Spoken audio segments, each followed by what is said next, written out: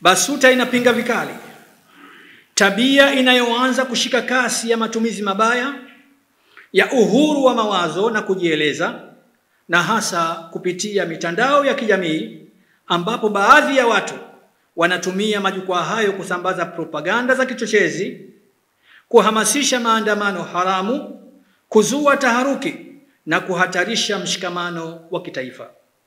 Hizi si njia za haki, bali huu ni mtego wa kuangamiza amani yetu sote. Tukumbuke kauli ya Mtume Muhammad sallallahu alayhi wasallam alivyosema, kama ilivyoripotiwa na Imam Muslim kutoka kwa sahaba Jabir, Allah amuye radhi. Anasema, hakika shetani amekata tamaa ya kuabudiwa na wanaoswali kwenye ghuba ya Waarabu, lakini ameweka juhudi zake katika kuwachonganisha wao kwa wao.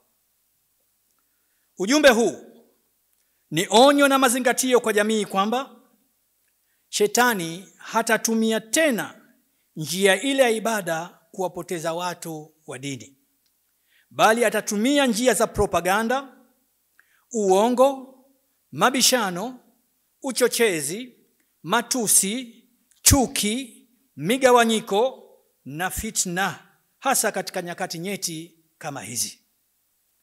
Amani yetu haipaswi kufananishwa na kichwa cha mwehu kisichojali wala kuelewa. Amani ni hazina adhimu inayopaswa kulindwa kwa nguvu zote. Uislamu umetufundisha na kututahadharisha kuwa sumu haionjwi, na suala la kuamrisha mema na kukataza maovu ni wajibu wa kijamii unaolenga kutuokoa sote, watawala na watawaliwa.